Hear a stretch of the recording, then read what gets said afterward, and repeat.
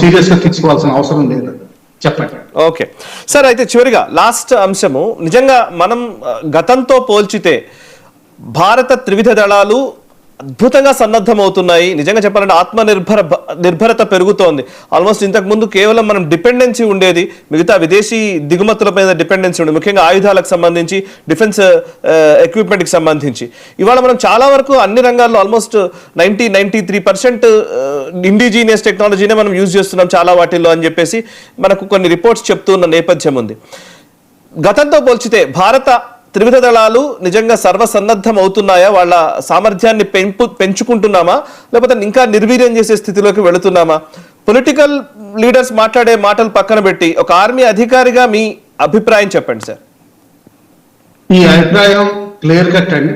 First thing, media కూడా ఇంకా highlight చేయలేదు.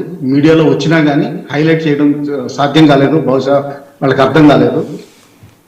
ఎయిర్ ఫోర్స్ కి ఇప్పటి వరకు 43 స్క్వాడ్రన్ల రిక్వైర్మెంట్ ఉందని చెప్పి పార్లమెంట్ అప్రూవ్ చేసింది, అంటే స్టడీస్ తర్వాత. దాన్ని ఇప్పుడు ప్రస్తుతానికి 50 మార్చారు.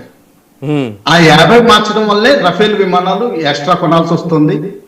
మన Su-57 కి మాట్లాడుతున్నాం రష్యా తోటి, అయినా కానీ మనం ఎమర్జెన్సీ పర్చేజ్ కింద రఫేల్ విమానాలకి మాటలు జరుగుతున్నాయి కొన్ని స్క్వాడ్రన్స్. అంటే ఏంటంటే మన ఎయిర్ ఫోర్స్ విపరీతంగా గణనీయంగా పెరుగుతుంది.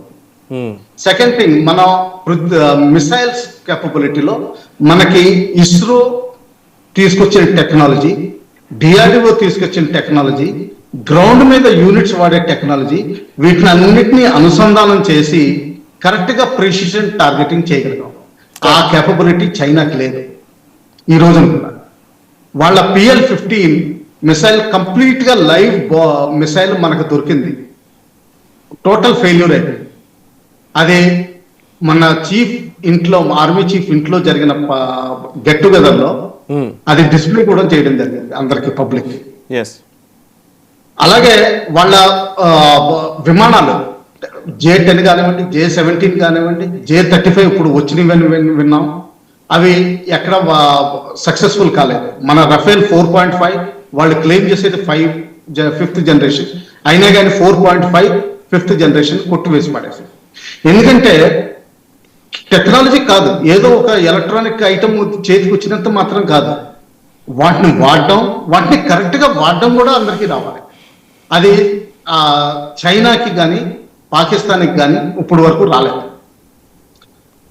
అలాగే స్ట్రాటజీ, టాక్టిక్స్ మధ్యలో ఆపరేషనల్ ఆర్ట్ అని మిలిటరీలో ఒక పదం వాడతారు, అది జనరల్ గా సివిల్లో వాడరు. కానీ ఈ ఆపరేషనల్ ఆర్ట్ అన్నది ఏంటంటే ఎలాగ భూమి మీద మనం అన్వయిస్తాం, ఈ నేర్చుకున్నదంతా థియరిటికల్. సుంజు కానివ్వండి, చాణక్య కానివ్వండి, వాళ్ళకి సుంజు ఉంటే మనకి చాణక్య ఉన్నాడు. వీళ్ళ స్ట్రాటజీస్, టాక్టిక్స్ గ్రౌండ్ మీద ఎలాగ మనం మరలుస్తామో అది కూడా చాలా ఇంపార్టెంట్. అది మన ఇండియన్ బ్రెయిన్స్ కి వీలు పడుతుంది, కానీ చైనా వాళ్ళు ఇంకా ప్రూవ్ చేసుకోలేకపోయారు దాంట్లో. ఎస్పెషల్లీ గల్వాన్ ఇష్యూలో వాళ్ళు విపరీతంగా దెబ్బతిన్నారు. వాళ్ళు డిప్లొమాటిక్ గా ఏం చేయాలో అర్థం కాలేదు ఆ సమయంలో. పాకిస్తాన్కి అభినందన్ ఇష్యూలో ఎలాగ కంగు తిన్నారో అలాగే గల్వాన్ ఇష్యూలో వాళ్ళు కూడా కంగు తినడం జరిగింది. అలాగే మన టెక్నాలజీ అంటారా, ఎస్ ఈ రోజు కొలాబరేషన్కి వెళ్తున్నాం, ఎందుకంటే we are not reach that perfect level. మనకి కొన్ని టెక్నాలజీస్ లేవు, మినియేచరైజేషన్ ఆఫ్ న్యూక్లియర్ రియాక్టర్స్, లేకపోతే ఎయిర్ ఇండిపెండెంట్ ప్రొపల్షన్ టెక్నాలజీ, అలాగే విమానాలు సొంతంగా తయారు చేసుకోగలిగే కెపాసిటీ ఇప్పుడు వరకు లేదు, ఇంజన్స్ ఇంపోర్ట్ చేసుకోవాల్సి వస్తుంది. సఫ్రాన్ తోటి కొలాబరేషన్ లో మన ఇండియాలో ఇంజన్స్ తయారు చేసుకోగలుగుతున్నాం. ఓవరాల్ లాస్ట్ షిప్ నేవీలో మన ఫారెన్ నుంచి కొనాలనుకున్నది రష్యా నుంచి తెచ్చుకున్నాం. దీని తర్వాత ఇంకా షిప్లు కొనేది లేదు, ఇండియాలోనే తయారు చేసుకుంటాం. Whether it is air craft career, destroyer కానివ్వండి, సబ్మెరీన్స్ కానివ్వండి, ఏదైనా సరే ఈ విధంగా మనం క్లియర్గా చెప్తున్నాం. కొంతవరకు విమానాలలో ఉంది, తర్వాత గన్స్, ఆర్టిలరీ గన్స్, వీటిలో చాలా వరకు మనం తెచ్చుకున్నాం.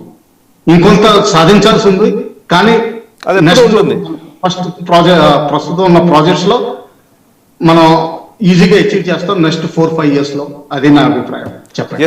Yes sir thank you very much colonel V V Rao garu. చాలా అద్భుతంగా మీ అభిప్రాయాల్ని, మీ అనుభవాల్ని మాతో పంచుకున్నారు. And thank you very much sir, thank you very much. So చూసారు కదా, ఇది యాక్చువల్లీ వారు చెప్తున్న దాంట్లో ఏంటంటే పొలిటికల్ లీడర్స్ రాజకీయాలు చేయడానికి మాత్రమే వాళ్ళు పనిచేస్తారు, కానీ ఒక ఆర్మీ అధికారి ఒపీనియన్ మనం తీసుకున్నది ఎందుకు అని అంటే కనుక ఆయన గ్రౌండ్ లో చూసి వచ్చారు, ఆయన పని చేశారు, ఆయనకున్న స్వీయ అనుభవాలు ఉంటాయి. అండ్ ప్రస్తుతం జరుగుతున్న పరిణామాల గురించి వారు చాలా స్పష్టంగా చెప్పారు. రాజకీయ పార్టీలు మాట్లాడుతున్న ఆ దోవలో మనం పడకుండా కొంచెం దేశ సమగ్రత, దేశ భద్రత, దేశాని కోసం పనిచేస్తున్నటువంటి సైనికుల పక్షాన మనం నిలబడడం అనేది అవసరం. సో ఒక మాట మాట్లాడితే ఒక చిన్న